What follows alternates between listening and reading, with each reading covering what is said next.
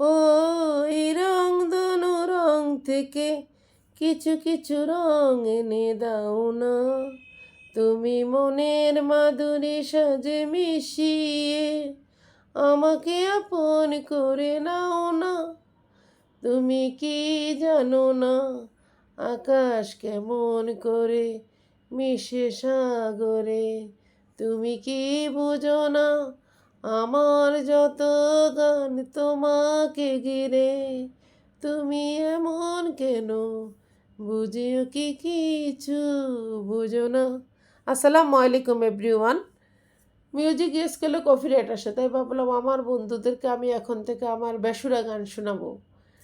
যদি আমি গান গাইতে পারি না, আমার গলা একেবারে ফাটা বাস, তার উপর আমার ভীষণ ঠান্ডা লেগেছে, এর মধ্যে আমার অ্যাজমার জন্য আমি হাই স্কেলে গাইতে পারি না, আমার সুর স্লিপ কাটে, তার জন্য আন্তরিকভাবে দুঃখিত। আজ রান্না করবো ডিমওয়ালা মুরগি। প্রথমে দিয়েছি তেল 4 কাপ, পেঁয়াজ কুচি, আদা রসুন পেস্ট 4 টেবিল চামচ, এলাচ লং দারুচিনি তেজপাতা পরিমাণ মতো, 1 চামচ হলুদ, 1 চামচ গুঁড়া মরিচ, 1 চামচ ধনিয়া, 1 চামচ জিরা, স্বাদ মতো লবণ, রাঁধুনি মাংসের মশলা 2 চামচ। সব কিছু একসাথে দিয়ে ভালোভাবে মাংসটা ক্লিন করে দিয়ে হাতে মাখিয়ে বসিয়ে দিয়েছি। মাংসটা দেখে তোমরা ভেবেছো আমি হয়তো বা পরিষ্কার ভুঁজিয়ান পারবেন, অ্যাকচুয়ালি মোটে না, 4 বার ক্লিন করেছি, 3 বার মাংস ক্লিন করলে এনাফ। তারপরে পানিতে একটু ভিজিয়ে রাখছিলাম, এই জন্য আবার পানিটা ঘোলটে হয়ে গিয়েছে, কারণ যেহেতু মাংসটা অনেক চর্বিযুক্ত। এখন মাংসটা কষানো হতে হতে অন্যদিকে আমি আলুগুলির স্কিনটা ছাড়িয়ে নিয়েছি, আর আলুটা একদম আস্ত দিয়ে দিচ্ছি। 3 কষানোর পরে আলু দিচ্ছি, তাইলে তো বুঝতে পারছো বন্ধুরা কতটা শক্ত। এতটা হার্ড জানলে আমি এটা প্রেশার কুকারে রান্না করতাম। তো এখন আলুটা গোটা দিচ্ছি যাতে ভেঙে না যায়, আলুটা সিদ্ধ হতে হতে যাতে মাংসটা আরেকটু নরম হয়। এভাবে আমি হালকা আঁচে রান্না করবো আরও কিছুক্ষণ, তারপর এটাকে আমি হাই হিটে রান্না করব। আমার হাজবেন্ড ইচ্ছা প্রকাশ করছে এটার সাথে ভুনা খিচুড়ি খাবে, তা আমি বলছি ভাত রান্না হয়ে গিয়েছে, তাইলে চিকেন পটেটো রাতে খাও, ভুনা খিচুড়ি বানিয়ে দেব। আর এখন লাউ রান্না করেছি ডাল দিয়ে, সাথে ডিম দিয়ে কচুর শাক ভাজি করেছি, ওটা দিয়ে খেয়ে ফেলো।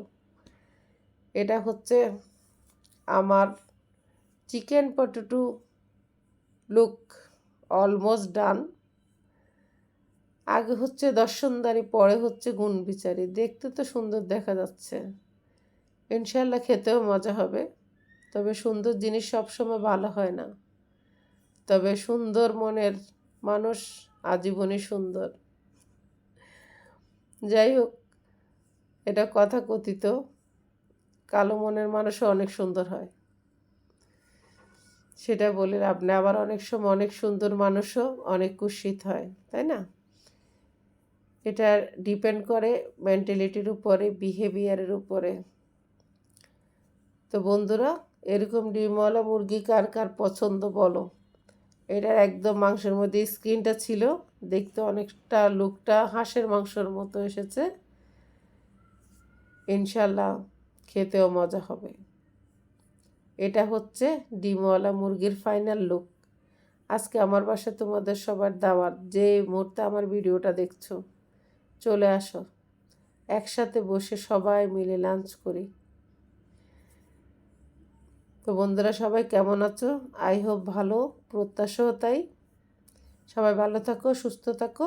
আল্লাহ হাফেজ।